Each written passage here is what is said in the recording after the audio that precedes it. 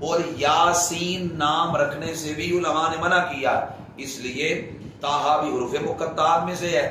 یاسین بھی حروف مقطعات میں سے ہے، اور ہو سکتا ہے کہ ان کا ایسا معنی ہو جو رب رسول کے علاوہ کسی اور کے لیے بولنا جائز ہی نہ ہو، تو اس لیے ہمیں معنی کا پتہ ہی نہیں ہے۔ جب نہیں پتا تو ہو سکتا ہے ایسا معنی ہو، اللہ حضرت نے لکھا ہے کہ جو اللہ رسول کے علاوہ کسی اور کے لیے بولنا ہی نہ جائز ہو، تو اس لیے جب معنی کی ہمیں خبر نہیں ہے تو ہم طٰہٰ اور یاسین کسی اور کے لیے نام نہیں رکھیں گے، اور اسی طرح محمد یاسین بھی نہیں کہیں گے، محمد طٰہٰ بھی نام نہیں رکھیں گے، اس لیے ان سے بچنا بے حد ضروری ہے۔ محمد نبی،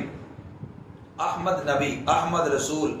نام رکھنا جائز نہیں ہے، اس سے بچنا بھی ضروری ہے، کیونکہ بندہ محمد نبی نام رکھ لے، نبی تو کائنات کے والی ہیں، اب اس لیے کوئی بندہ اپنا نام نہیں رکھ سکتا محمد نبی یا احمد نبی، اس سے بچنا ضروری ہے۔ اور اگر کوئی بندہ ہدایت علی نام رکھ لیتا ہے، جبکہ ہم نے معاشرے میں دیکھا بھی ہے کہ کچھ لوگوں کو نام ہدایت علی رکھا گیا ہے، علماء نے اس کی اجازت دی ہے، اس میں شرعی قواعد نہیں۔ اسی طرح علی جان، محمد جان، اس طرح کے نام رکھنے بھی بالکل جائز ہے۔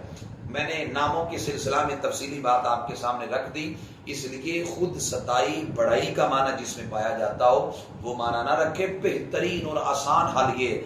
نبیوں کے ناموں پہ نام رکھیں، صحابہ کے ناموں پہ نام رکھیں، آل رسول پاک صلی